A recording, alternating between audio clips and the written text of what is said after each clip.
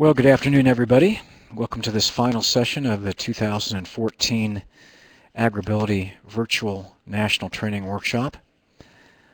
I'm Paul Jones, for those who might not know me, and today's session is on prostheses, and specifically on a study that was done at Northwestern University, studying farmers and prostheses and what kinds of issues they have and some things that can be done to assist them with those issues. Our presenter is Craig Heckathorn, and he will be joining us in just a minute. Before we get started, I just have a few basic instructions. Obviously, if you're hearing me, you have your speakers or headphones activated, and if you're having any issues with that, you might want to check the audio setup wizard under the meeting menu at the top left of your screen. For any questions about the presentation itself, please type those in the chat window on the left side of your screen, or you may raise your hand during the question and answer period if you have a microphone you would like activated, and we will try to let you ask your question verbally. As always, we do our 4 survey questions at the end. We'd appreciate your feedback. We are archiving the recording of this webinar at the URL that you see on your screen. If you have any technical issues, please let us know in the chat window. If you're not able to use the chat window, you can use AgrAbility at agrability.org and email us, and we'll monitor that account during this session. If you're experiencing echo, you may be logged in twice, so please log out at least one of those times. If we happen to get disconnected with our presenter, please hang on and we will reconnect. And if you're disconnected for some reason as a participant, please just log in again. I think I see at least one new name that I'm not familiar with, so if you're not already acquainted with AgrAbility, we are sponsored by the USDA, focusing on disability issues in agriculture. There are 20 AgrAbility projects in various states around the country. Every one of those is a partnership between the land-grant university and at least one disability services organization.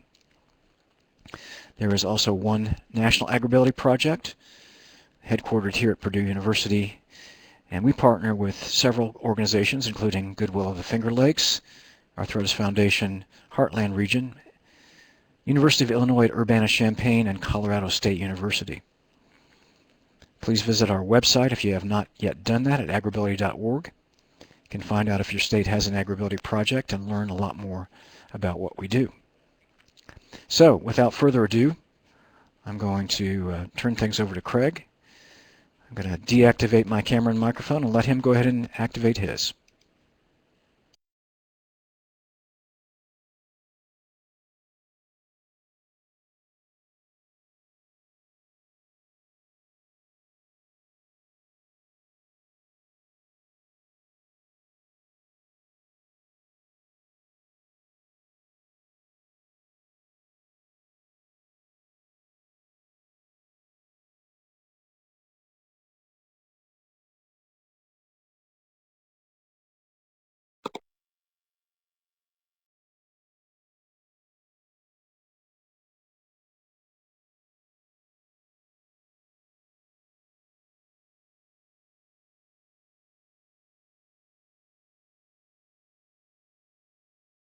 All right, this afternoon I'll be presenting research that we did at Northwestern University in our Prosthetics Orthotics Center, assessing the prosthetic needs of farmers, ranchers, and other agricultural workers. We did a presentation of this in 2012 at the Virtual National Training Workshop, and so this will be an update to that presentation. At that time, we were just starting into our survey after doing an interview phase. And so in today's presentation, I'll be emphasizing the survey results. As you know, farming, ranching agricultural work is a dangerous occupation. And to put some numbers on that, the Department Bureau of Labor Statistics in 2012, for which is the last year that complete numbers are available, farming and ranching together had the 9th highest fatality rate and the 2nd highest number of fatalities for that year. Now, many persons have non-fatal injuries in agricultural work, many more than there are fatalities. And the National Safety Council has estimated that 1 out of every 10 agricultural worker will experience an amputation while on the job. Now, most of those amputations are of fingertips, parts of fingers, parts of toes or individual toes. But it is estimated that 5 to 6% are major amputations. Amputations involving complete loss of the hand, complete loss of the foot, and possibly other parts of the arm and or leg. Also, in 2008, the National Institute on Disability and Rehabilitation Research identified farmers as an underserved population with regard to assistive technology, and this includes access to prosthetics. And most of this has to do with farmers and ranchers being geographically isolated from amputee clinics and from prosthetic services, which tend to congregate in urban environments. There are a number of environmental and work factors that affect the use of prostheses in farming and ranching. Adverse weather conditions, wide temperature ranges across seasons. Farmers, ranchers cannot choose when and in what conditions they'll do their work. They have to do it when it's needed. There's the potential for exposure to corrosive damaging liquids, airborne particulates, and exposure to biological and chemical contaminants. These factors affect the durability of prostheses, and they also affect the health of the residual limb, which is within the socket of the prosthesis, the socket being how the primary interface between the prosthetic components and the human individual. And these factors will consequently affect the ability of the agricultural worker to do the work that's required. So we set out in terms of prosthetics research to determine what components farmers and ranchers were using, determine what activities are helped or hindered by their choice of components, to identify problems that they're experiencing with their prostheses, and to then prioritize those problems as a guide for further research and development. We partnered with the National AgrAbility project at Purdue University to facilitate our access to farmers and ranchers with limb amputations. There were 2 phases to the project. The first part was a phone and in-person interview where we, in a broad sense, identified key issues that we wanted to raise in a survey. And so the second part was the actual survey itself. And in the survey, we were able to detail the types of components people were using, identify relative importance of problems that they were having, both with respect to the components in their prosthesis and to the function of their prostheses in work activities. The phone and in-person interviews were conducted from November 2008 through March 2011. During that time, we were able to contact 40 farmers. We were not able to make contact with any ranchers, although we did try. We also interviewed 26 prosthetists whom we knew were providing clinical prosthetic service to farmers and ranchers. We analyzed the interviews and 5 common themes came to light.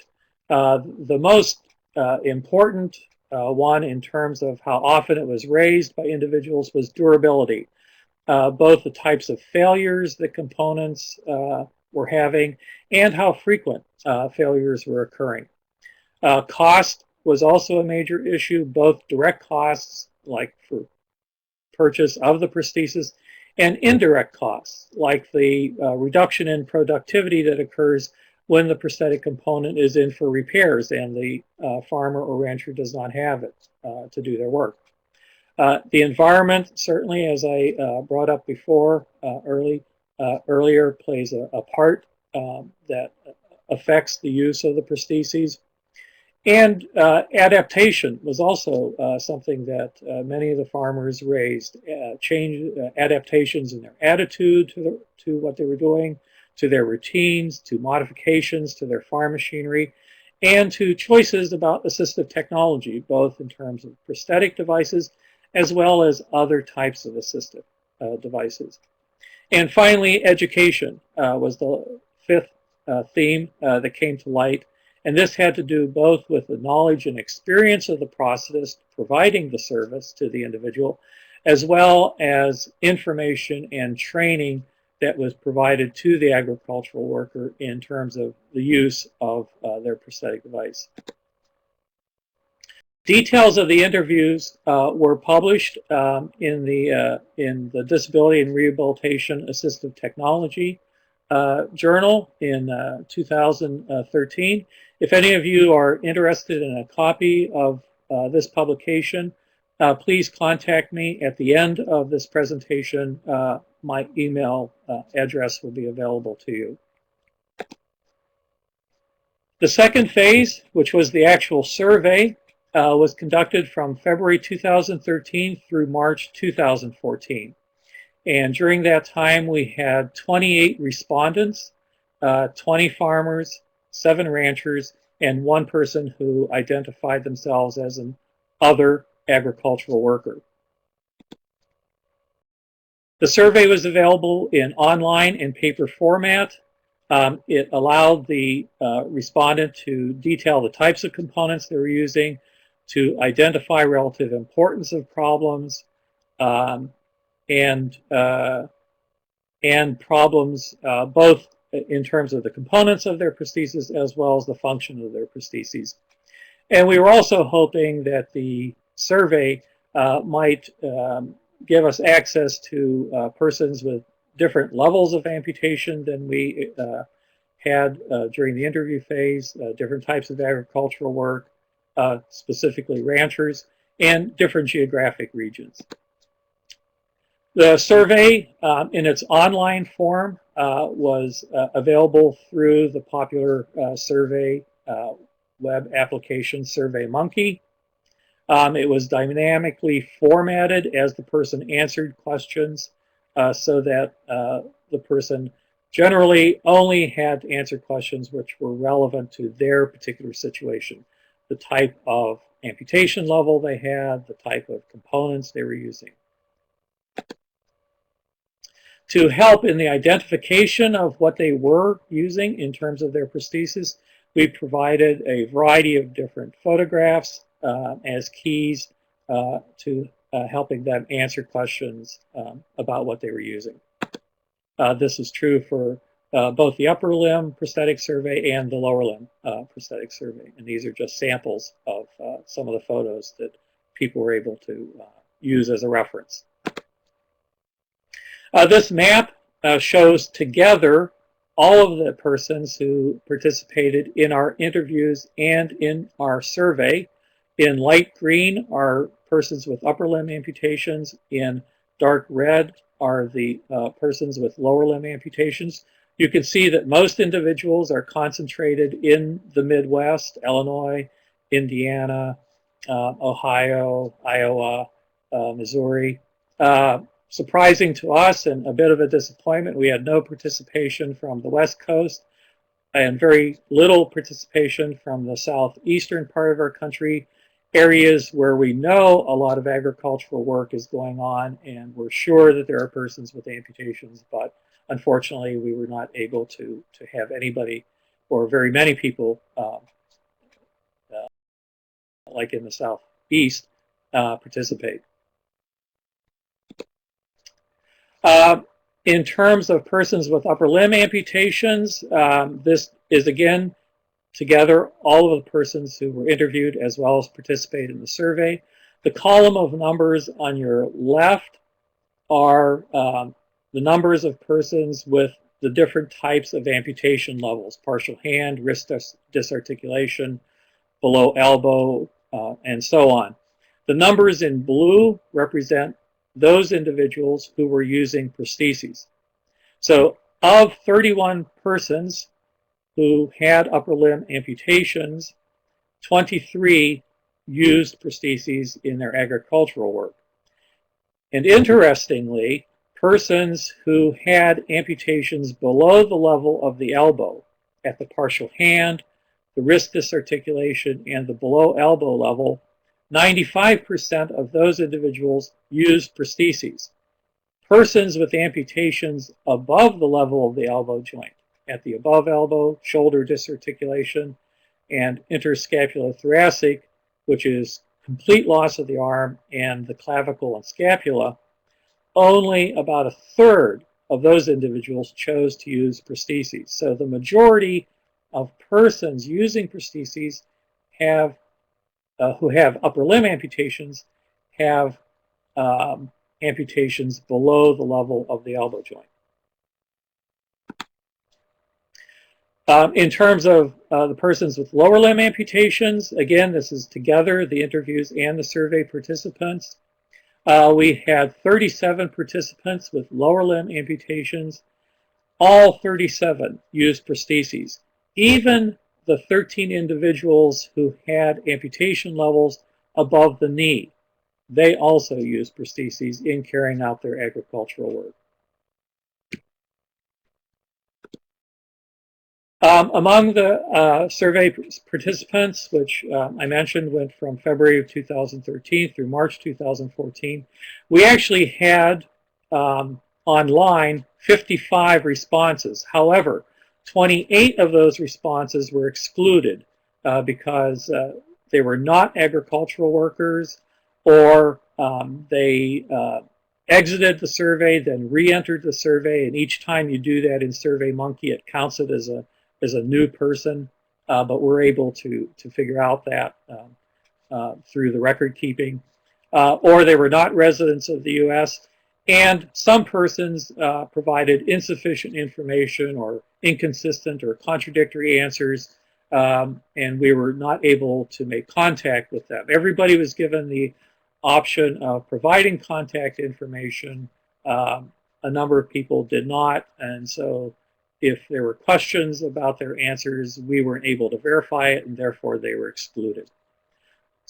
So the result was that we had 28 valid responses. 14 of those individuals had upper limb amputations, and 14 had lower limb amputations. The equality of the numbers is just a coincidence. The survey participants, 20 were farmers, 7 were ranchers, and 1 an agricultural worker. 10 were full-time, 16 were part-time in their agricultural work, 2 were retired but had used prostheses in agricultural work. 25 were male and 3 were female. All 3 of the female participants in the survey had upper limb amputations. In terms of age, 75% of the respondents were 64 years or younger at the time that they filled out the survey. The type of agricultural work that was being done, the most common was either beef cattle, ranch, or farm, or cash crop. But other types of agricultural work, as you see in this graph, were represented as well. 57% of the respondents identified that they were involved in more than one type of agricultural enterprise, the most common combination being a cash crop plus raising beef cattle. And interesting to us was that 86% of the respondents identified themselves as handling livestock in their work. And this is of concern because people using prostheses may not be able to react as quickly. There are other kinds of hazards associated with the use of prostheses around animals. So it was particularly interesting to find that people were that the majority of agricultural workers were handling animals. In terms of the cause of amputation, almost 50% were related to farm machinery accidents. The next highest number, which is the category of other, mostly involved occupational accidents on the other job that part-time agricultural workers were doing. So they were occupational accidents, but they were not related to agricultural work. And then there were also motor vehicle accidents, some that did not identify the cause, and then a small one individual that had a disease-related amputation. In terms of farm machinery causing accidents, here are the numbers and the types of equipment: augers, power takeoffs, hay balers, corn pickers, hay grinders, combines, and one farm motor vehicle accident. In terms of the years since the amputation, 54% had had their amputation for 15 years or less, and the balance, 46%, had had their amputations longer than 15 years.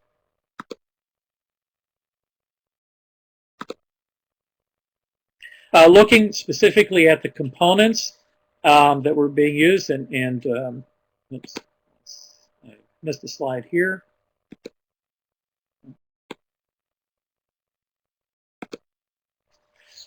Sorry. For persons with upper limb amputations, there were 11 farmers and ranchers who chose to use upper limb prostheses out of the 14 who answered the survey. 8 of them used body-powered prostheses as their primary work. These are completely mechanical devices with cable operation using body movements. And here you see the breakdown in terms of the levels of amputation.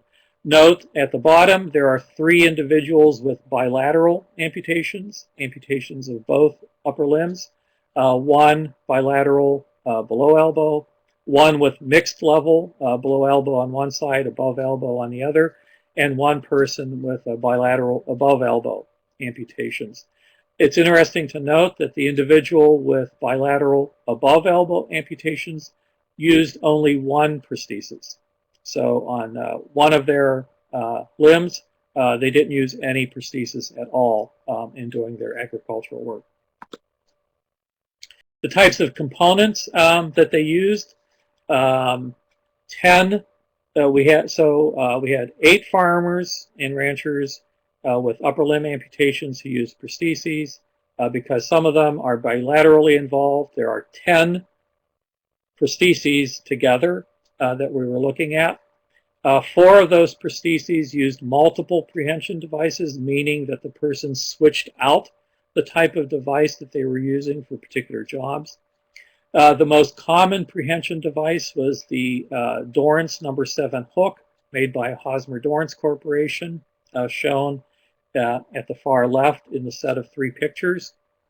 And this is also commonly referred to as the farmer's hook or carpenter's hook because it has features that are particularly geared to the handling of tools. The next most common prehension device was the Dorrance No. 5 hook, which you see in the middle picture. And this is, in the general population of persons with upper limb amputations, the most common prehension device used. And there were some other devices used on an individual basis, including the TRS grip device, which you see in the far right picture.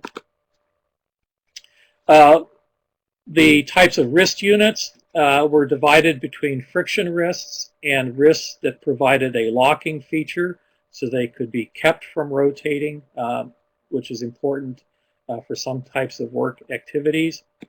5 of the prostheses incorporated wrist flexion units, which allow for the change of the flexion position of the prehension device as shown in this multiple image picture. And these were used primarily by the persons who had bilateral arm amputations. And for the persons who had above elbow amputations, all of the prosthetic elbows were mechanical, cable actuated by body movement elbow joints. For suspension, for the apparatus that keeps the prosthesis on the person's body, all 10 of the body-powered prostheses used by the 8 farmers and ranchers had a harness suspension made out of a set of straps in a particular arrangement that anchors the prosthesis to the person's torso. Now, in addition to the harness, 3 individuals supplemented with other kinds of suspension techniques to keep the prosthesis on the body. One individual used what's referred to as a self-suspending socket in addition to the harness. The self-suspending socket is anatomically contoured above the elbow joint so as to help hold the socket on the limb. And 2 individuals used what is referred to as a pin and lock system. A elastic sleeve is rolled up over the residual limb. At the end of the sleeve is a metal pin, which when the sleeve and limb are pushed into the socket, the metal pin locks into place with a locking component that's attached to the forearm of the prosthesis if it's at the below elbow level, or to the upper arm unit if it's an above elbow prosthesis. 3 persons used electric powered prostheses, as I mentioned, and one of those persons had a partial hand, loss of all 4 fingers, but their thumb was intact. So they used what I refer to as iLimb digits made by Touch Bionics. These are individually motorized electric powered fingers. This is an example of the type of prosthesis, how it would look. And so you see there are prosthetic fingers, but the thumb is a physiological thumb. And the socket, the prosthetic device, is held on by suction. 2 other individuals had below elbow level amputations, and they used a self-suspending prosthetic socket. One used an electric hook as a terminal device, a prehension device, and that's shown in the illustration. Another used an electric hand. And all of these electric powered components were controlled myoelectrically, meaning that electrical signals produced by the muscles in the residual limb when they're contracted were used to activate the prosthetic device, the fingers or the hook or the hand. Now, in addition to components, choice of components, ratings could be provided by individuals. And this is an example of a rating chart. There were 4 categories of level of a factor being a problem, from not a problem with a score of 1 to a very big problem with a score of 4. And there is also a category of not applicable, since some of the questions weren't appropriate for the types of components people were using. So I want to look at the results for those rating of problems for persons with upper limb amputations. And so what we see here are design factors, factors related to how the types of how the prosthesis is designed, not how it functions, but how it is designed. And here we see that the most pressing problem is the durability of components, which was only rated as being, on average, somewhat of a problem. This was a bit of a surprise because during the interviews that we conducted before the survey, Durability was a key issue that came up again and again in the conversations. It was something that the farmers that we were talking to stressed to us. Yet, in the survey itself, we see that durability only rates as being somewhat of a problem. A bit of a puzzle to us in terms of the difference in responses between the interviews and the survey. If we look at just the body-powered design factors, we see that the problems of most concern to users of those types of prostheses are cables breaking, the harness irritating or chafing the skin, again, the durability of components, and frequency of repairs. If we look at the persons who use electric-powered upper limb prostheses, and remember there's only 3, we see that in general, the design factors are rated as being much more of a problem. Specifically, electric components getting wet is a big problem. Durability of components, the fit of the prosthetic socket, and frequency of repairs are also problems of a big concern to electric-powered prosthetic users. From a functional viewpoint, we see that problems with sweat in the socket was rated as the highest problem that people were encountering who use upper limb prostheses. If we divide the 2 groups, persons with above elbow amputations and persons with amputations below the level of the elbow, let's look at just the persons with amputations above the elbow first. So among that group, problems with sweat in socket was still closer to a big problem, but of most concern to them was that the prosthetic elbow couldn't lift enough weight. Keep in mind, it's a mechanical elbow. They use body movements to cause the elbow to flex. So their strength determines how much weight the forearm can lift actively when they're flexing the elbow. And they're finding that in general, it's not enough weight. And it is a lot less than what the physiological elbow and forearm can lift. For persons who have amputations below the level of the elbow, through the forearm or at the wrist disarticulation level, problems with sweat in socket is still a big problem, but also can't grip tight enough when handling tools is a big problem. And again, most individuals are using cable-operated devices. These prehension devices use rubber bands to control the grip force, and so they're not able to achieve as tightly a grip as they can with a physiological hand using those prosthetic components. In terms of service factors, there were no major problems here. In terms of the time it takes to repair your prosthesis or the quality of prosthetic care you receive, people rated it between not a problem or somewhat of a problem. In terms of the information they received about their prosthesis and the training they had, they rated it between very useful and somewhat useful. Cost factors, the cost of the prosthesis was the biggest problem, and for persons using upper limb prostheses.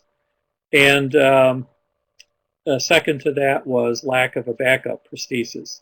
Now, among the 11 people who used upper limb prostheses, only 3 had backup prostheses. So it is not common for persons to have a backup prosthesis. And it can be a problem if you don't have it and your prosthesis is in for repairs.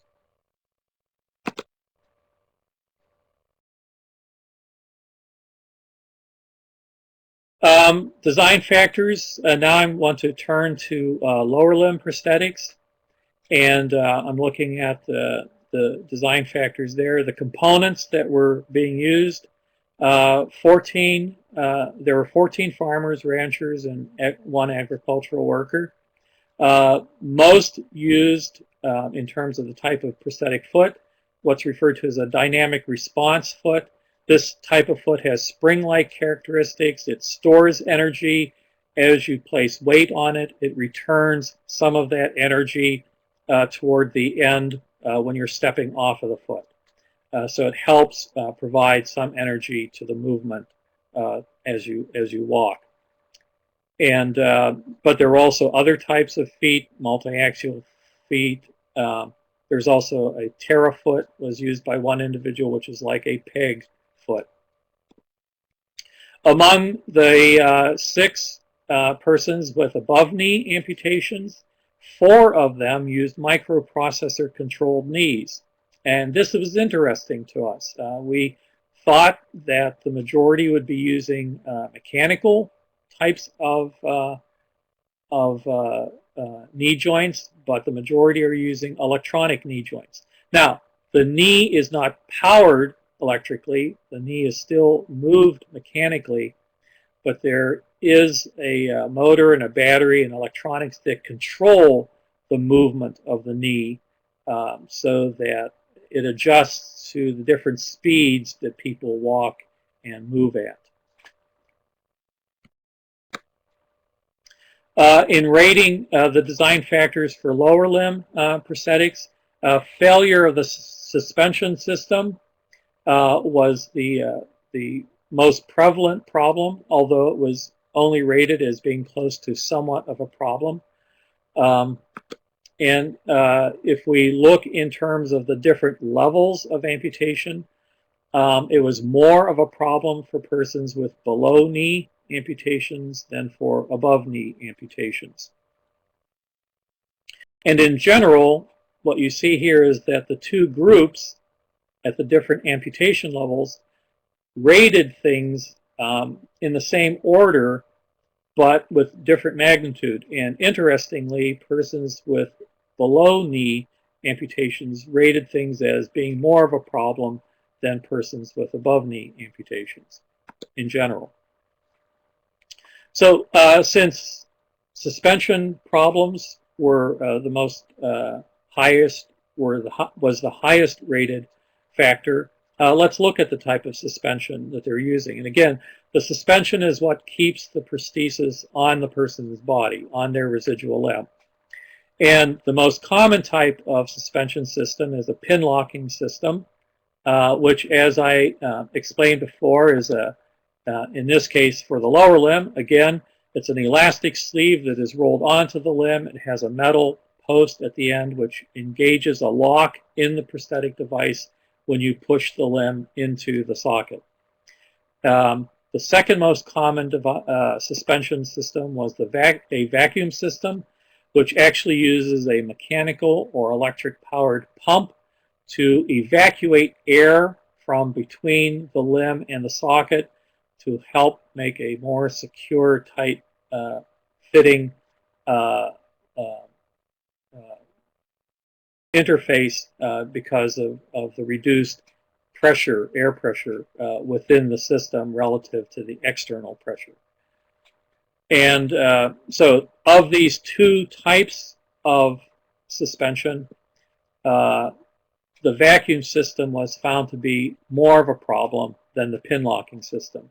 In other words, people who used these suspension systems considered pin locking to be more reliable as far as keeping the prosthesis on the limb or not allowing it to loosen.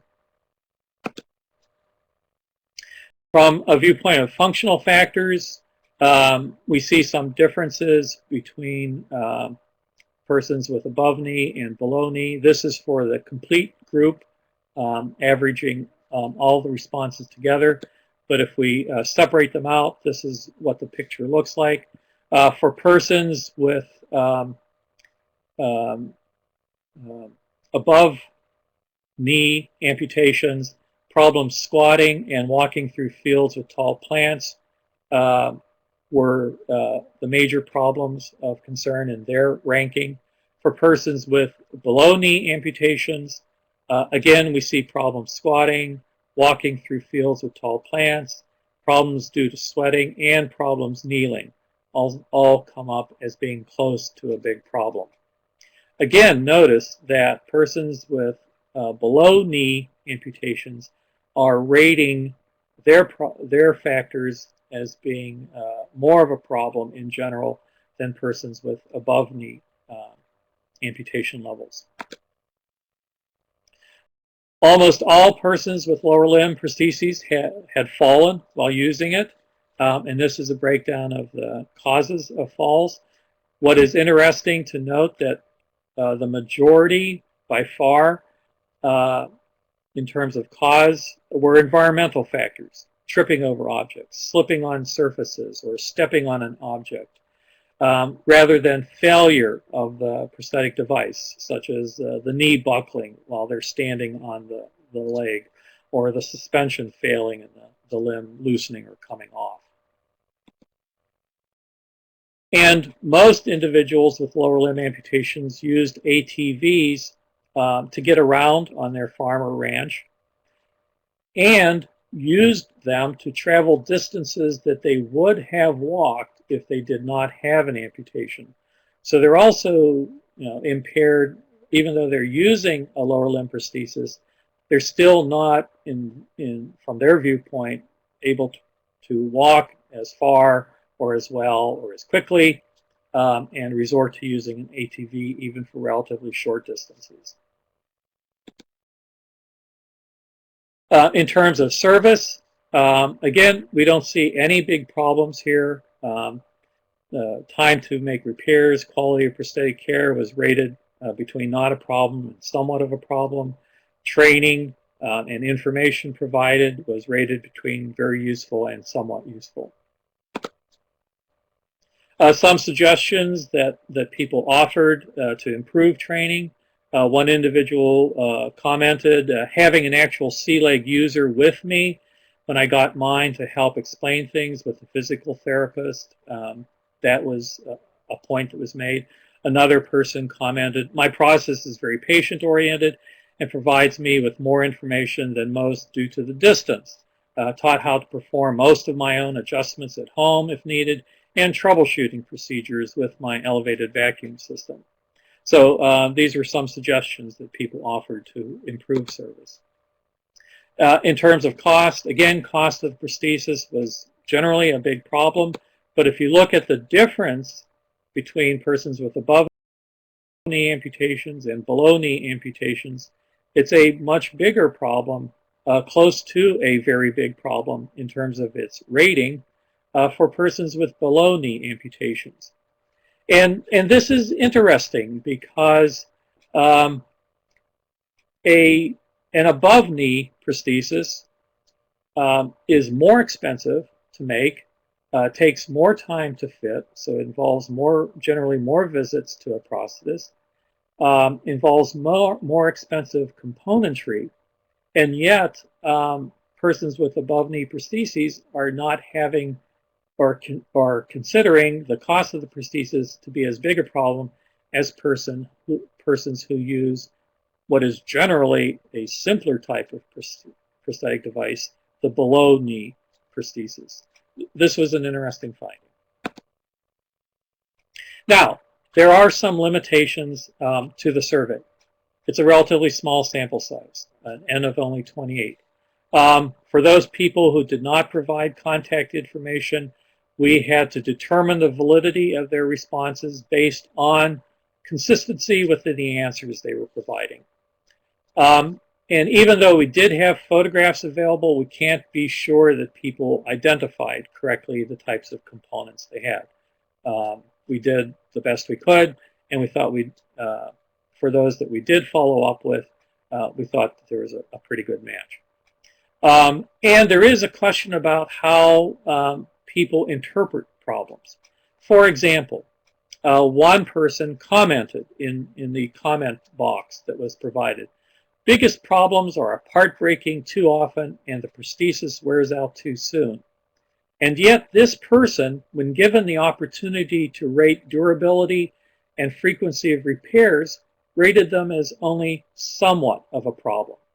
So there seems to be a disconnect between what they are saying in their comments and what they're actually indicating in the ratings when they have the chart to rate the different factors. And this relates to, I think, the differences between what we were hearing during the interview phase in terms of durability being a really, really big problem, and what we were seeing in the survey where durability was rated as only being somewhat of a problem. Conclusions. So if we take upper limb, persons with upper limb amputations and lower limb amputations together, farmers and ranchers with lower limb amputations or upper limb amputations below the elbow joint are more likely to use prosthetic components in their work than persons who have amputations above the level of the elbow joint. The majority of persons in our survey handled livestock, and that is an important thing for process to know, that animals are often going to be involved in the type of work that the person is doing. Just under half of the respondents had amputations caused by accidents involving farm machinery. And farmers and ranchers who used upper limb and lower limb prostheses on average ranked durability of components, as I've mentioned, as being somewhat of a problem.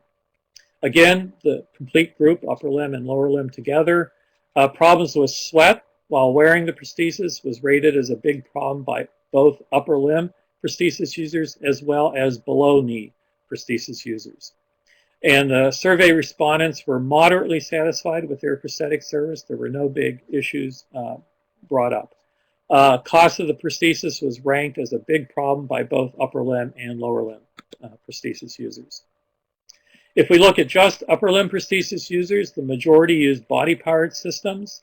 On average, for all of the upper limb prosthesis users, problems with sweat in the socket was rated as a big problem. In addition to that, persons who had amputations below the level of the elbow joint considered not being able to grip tight enough when handling tools as a big problem, and persons with amputation levels above the elbow joint considered not being able to lift enough weight with the prosthetic elbow as a big problem. And respondents who used electric-powered upper limb prostheses rated design factors of their prostheses as being more problematic than did users of purely mechanical body-powered upper limb prostheses. Among persons with lower limb amputations, most used dynamic response feet. The majority of persons with above knee amputations used microprocessor-controlled knees. Below knee prosthesis users rated most factors as more of a problem than did above knee prosthesis users. And this might be because they have an amputation at a more distal level.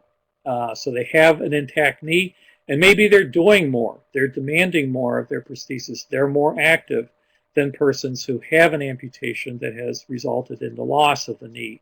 So that may play into why they were rating their problems as being bigger, in that they were demanding more of the prosthesis. And also in terms of the suspension systems, the vacuum suspension system was considered to be more problematic than the pin locking suspension system. Also, for lower limb prosthesis users, problems squatting was ranked as a big problem by all lower limb prosthesis users. Most have fallen while using their prosthesis, but mostly due to environmental factors rather than failure of the device. And most used ATVs to traverse distances that they would have walked if they didn't have an amputation. So, recommendations, and this is primarily directed at process who are providing prosthetic service to individuals. Foremost, listen to the farmer or rancher and gain an understanding of the environment and type of work he or she must do. These are not the typical client that most process would see. Try to arrange for peer counseling, preferably another farmer or rancher. Provide training in the use of the prosthesis with a focus on farm or ranch work. Consider the demands of handling and caring for livestock, since in our findings, the majority will be handling livestock, and provide basic troubleshooting and repair training to minimize extended periods of travel or downtime when the prosthesis has to be back at the process for repair. In terms of designing contemporary clinical prostheses, simplicity and maintainability are generally preferred. More complicated equipment is viewed as being not as durable. However, there are examples of successful applications of electric-powered components, both upper limb and lower limb, so they shouldn't be excluded. They should be considered even in the farm ranch environment. Mechanical devices or sealed devices are preferred because they can be cleaned with soap and water, and people do need to clean these prostheses. They're going to be bringing them into the house with them, into the family vehicle with them, and they don't want them to be contaminated with chemicals or animal residue or other compounds. And most farmers will attempt to do some of their own repairs or modifications. It's a matter of pride for some individuals, but it's also a practical issue. If the prosthesis has to be in for repairs, during that time the farmer or rancher is not as productive as when they are using the prosthesis. And certainly consider having a backup prosthesis would be helpful for a lot of individuals. In terms of devices in the future, new prosthetic design and development efforts, lowest cost possible to achieve desired performance is important, using durable materials and construction, using socket designs which help maintain the health of the limb, especially dissipating heat and wicking away moisture during the summer months, consistent performance over a wide temperature range, resistance to damaging corrosive liquids, resistance to particulates in the air, withstand cleansing of biological and chemical contaminants, and be maintainable as much as practical by the farmer or rancher. There are persons with amputations who are in other physically demanding occupations, such as construction, forestry, fishing, mining, and any developments that can benefit farmers and ranchers in the terms of the types of prostheses that are lower cost or more durable or easier to maintain would be a benefit to these individuals as well, or perhaps even open up these occupations to more persons with amputations. And the developments directed at people who are in physically demanding occupations could also have benefit to persons in the military who have been injured and have amputations due to action in the war and are interested in getting back into military service. So in conclusion, I'd like to acknowledge the National Institute on Disability and Rehabilitation Research that funded our project. I'd like to thank the National AgrAbility Project and the Breaking New Ground Resource Center at Purdue University for assistance with the study, and I would especially like to thank the state and regional AgrAbility projects and affiliated programs for their assistance in contacting farmers and ranchers on our behalf. Here's a list of references, some of which were mentioned, and others which are related to the work that I described. And here are resources, of course, your own AgrAbility projects, as well as the Amputee Coalition. Their website has a wealth of information geared to the prosthesis user, non-technical as far as terminology, very helpful descriptions of devices and options available, as well as a network of peer and support groups, which are listed on the website. Photo credits, which are required by some of the photos that I used. And thank you very much. And here is the contact information, the email addresses for the three principals involved in the research that I presented. And finally, if you're interested in our research program, here is how to get in touch with us, both on the web and by mail or by phone. Thank you very much.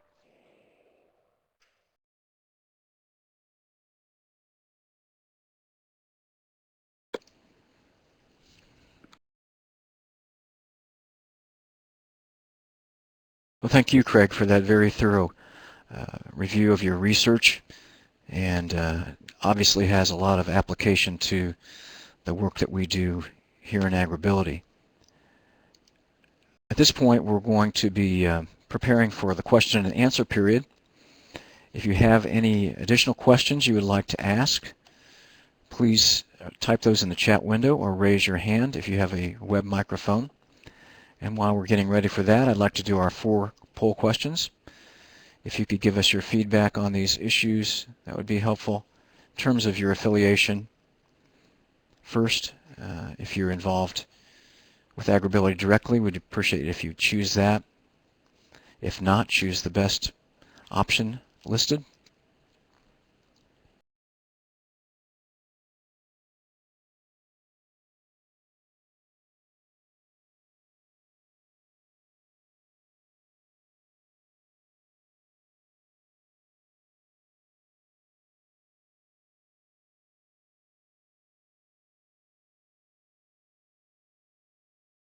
Okay, thank you. We have fairly broad representation from several different types of organizations.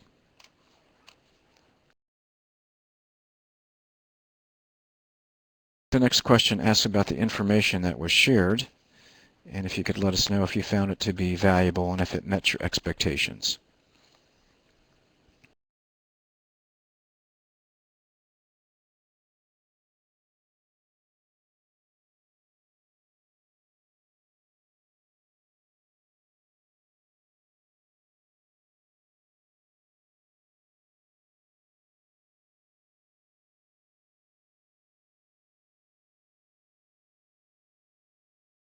Give you a few more seconds on that one.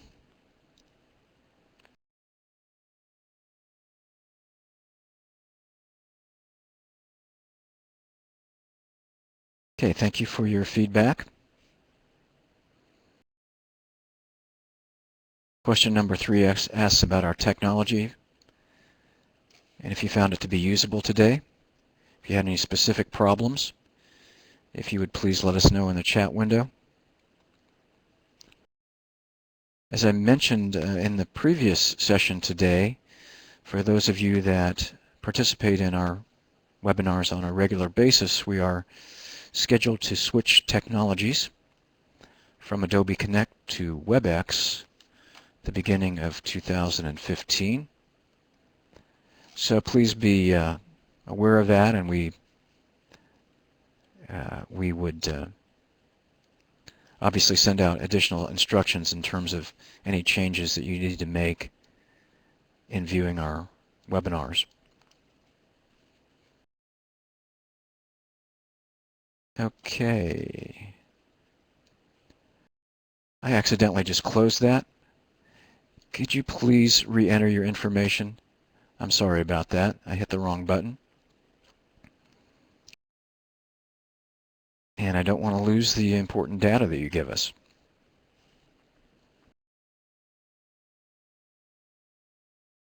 Okay. Thank you for your help on that. I guess that was a technology problem, but it was more human error than the technology, so don't count that against the technology. Thank you for that, and here are the results. Looks like people got along pretty well.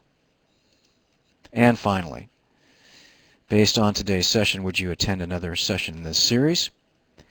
Even though we don't have any additional sessions in the virtual NTW for this year, it helps us to know about our future webinars.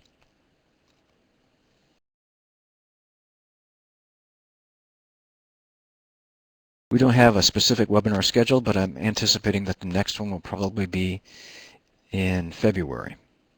So be looking for your announcement in your email inbox. If you have registered for one of our webinars, you should be getting an announcement.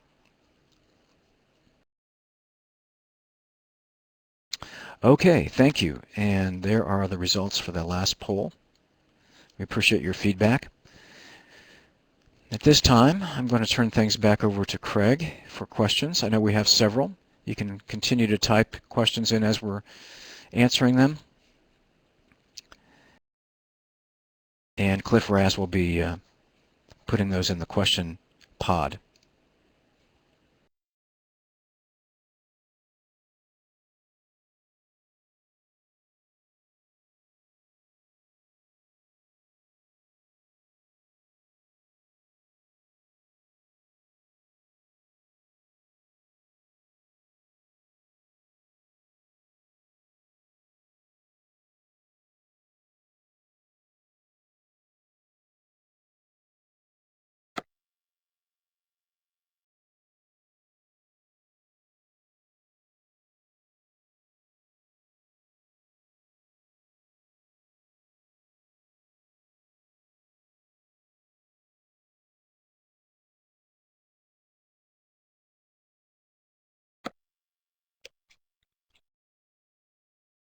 Okay, so there are some questions here.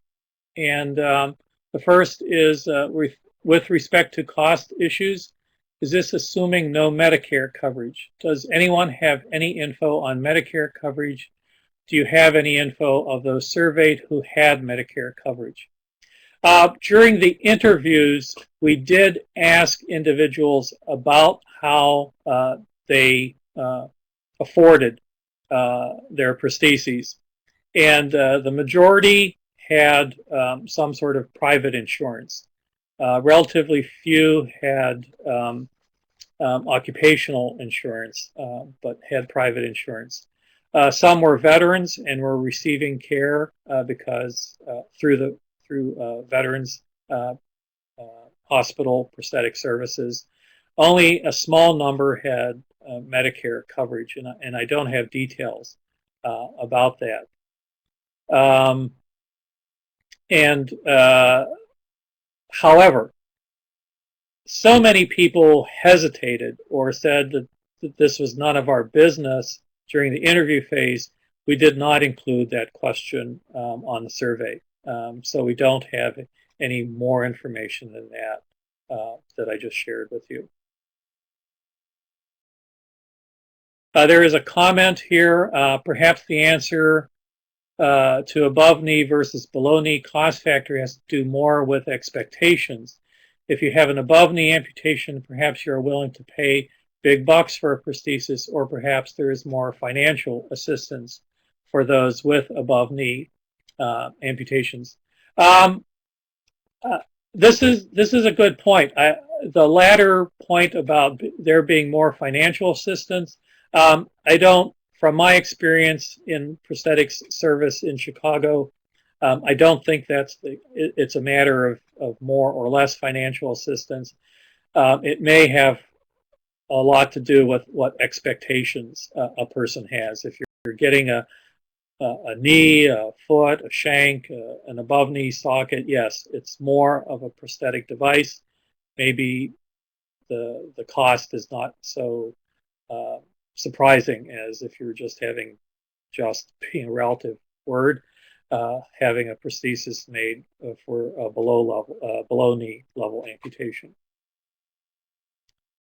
Someone else comments here, it is my understanding if the person is enrolled in Medicare and the prosthesis is prescribed by the doctor and the vendor is approved by Medicare, it would be eligible for coverage. And the person who wrote this comment is suggesting that you refer to medicare.gov, the website, for further information on that.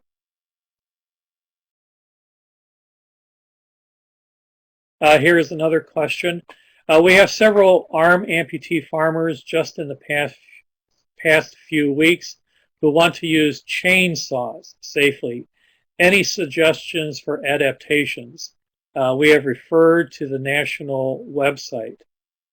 I don't know of anything particular.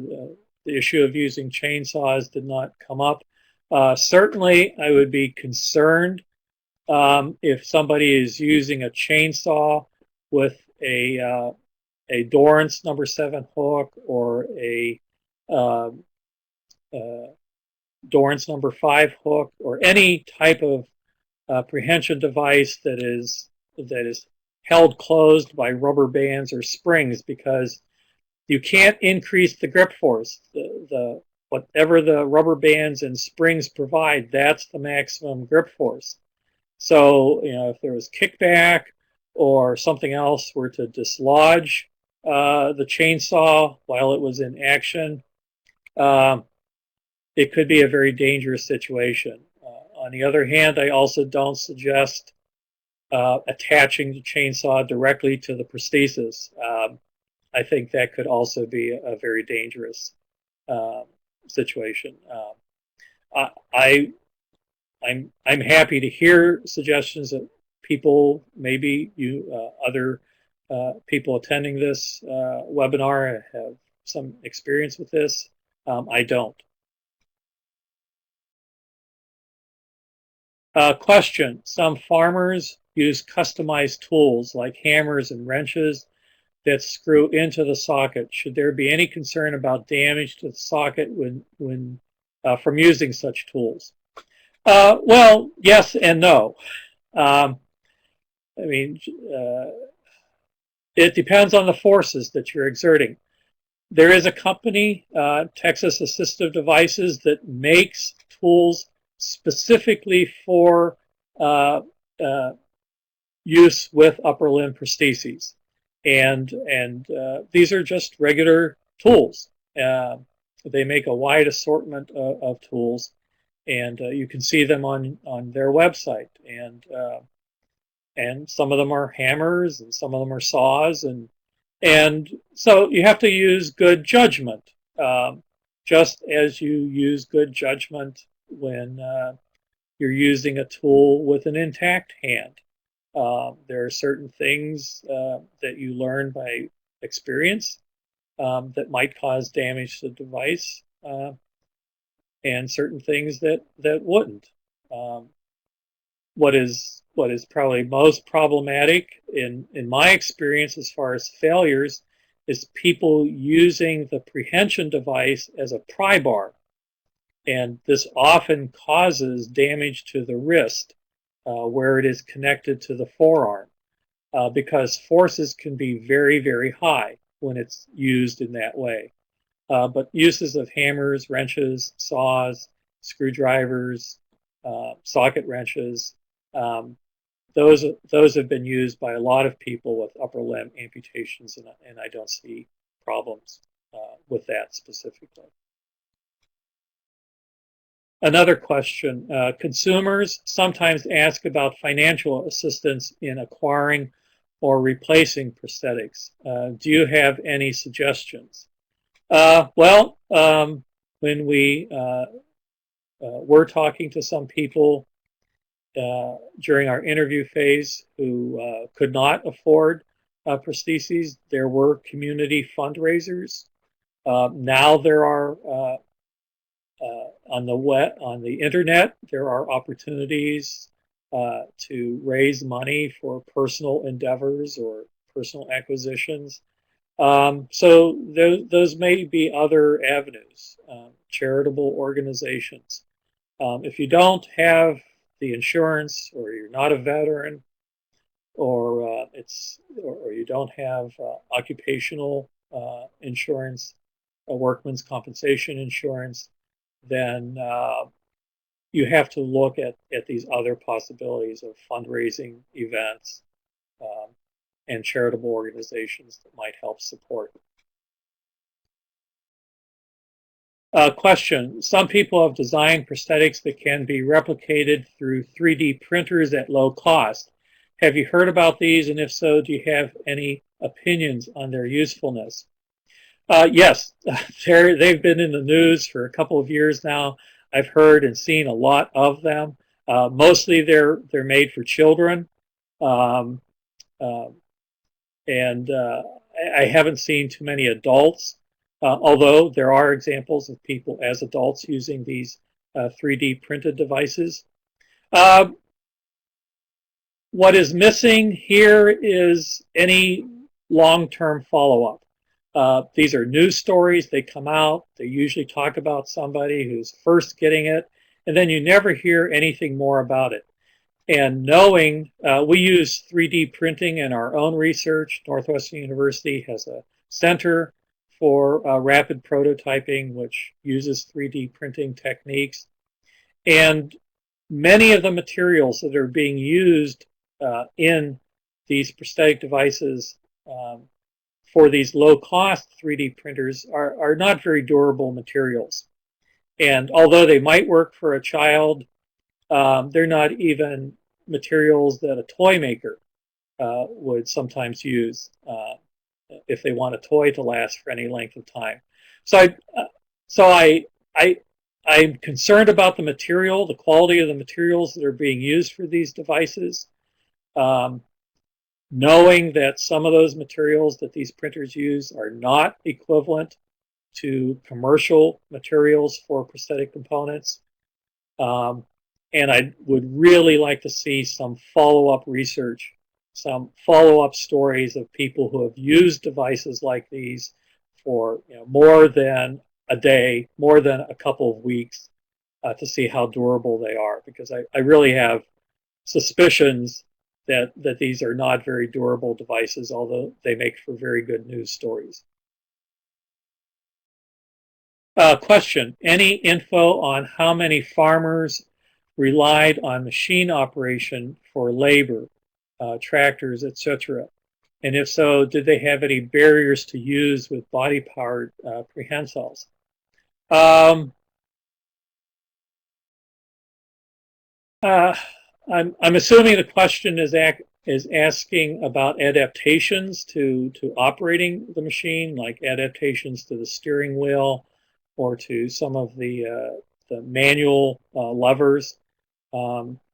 If that is not the case, please follow up so that I know that. But let's assume that's what you're asking about. There are a lot of commercial adaptations available to make farm machinery accessible to persons using upper limb prostheses.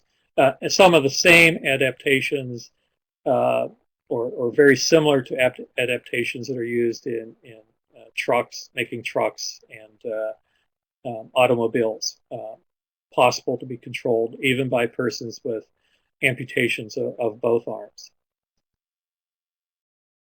This is the last question.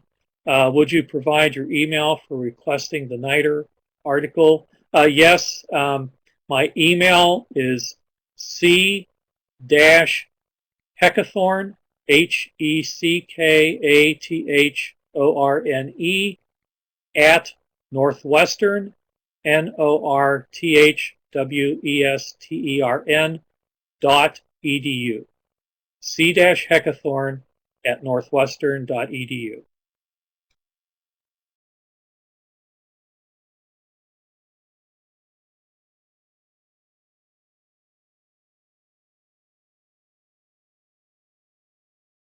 Okay, thank you very much, Craig, for that input on the questions and answers. Again, we appreciate all of the work you've done in this area and collaborating with us here at the National Project and with the state projects. Again, I think this is information that can be used by our staff, and we look forward to learning even more in this area. Well, this is the final session for those that are still with us of this AgrAbility Virtual National Training Workshop. Thank you for your participation over the past 3 days. If you have any more issues or questions or things you would like to discuss, I will put the AgrAbility at agrability.org email address, and please feel free to contact us. Thank you again, and have a good rest of the day.